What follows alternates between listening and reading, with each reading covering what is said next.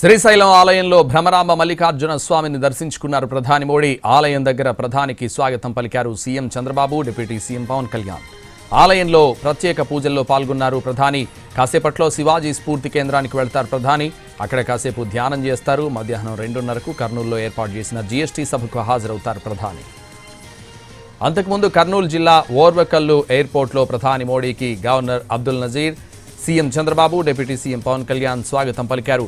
అక్కడి నుంచి హెలికాప్టర్లో సున్నిపెంట చేరుకున్నారు. సున్నిపెంట నుంచి రోడ్డు మార్గంలో శ్రీశైలం చేరుకున్నారు.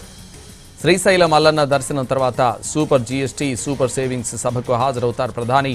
ఈ సభకు సుమారు 3 లక్షల మంది హాజరవుతారని అంచనా.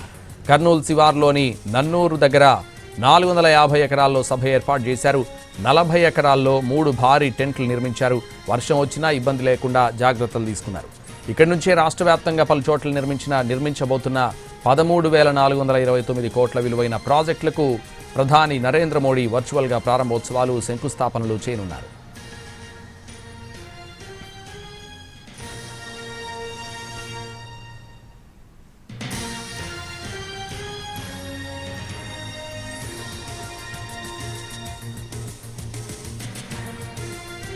$546 కోట్లతో పూర్తి చేసిన రైల్వే ప్రాజెక్టులు. శ్రీకాకుళం, అంగుల్ మధ్య 422 కిలోమీటర్ల మేర నిర్మించిన సహజవాయు పైప్లైన్ ప్రాజెక్టులను ప్రారంభించి జాతికి అంకితం చేస్తారు. కృష్ణా జిల్లాలో 362 కోట్ల రూపాయలతో చేపట్టిన రక్షణ పరికరాల ప్రాజెక్ట్, చిత్తూరు జిల్లాలో 200 కోట్లతో చేపట్టిన ఇండేన్ బ్యాట్లింగ్ ప్లాంట్, ముద్దనూరు కడప హైవేలో పాపాగ్ని నదిపై నిర్మించిన వంతెనలను ప్రారంభిస్తారు.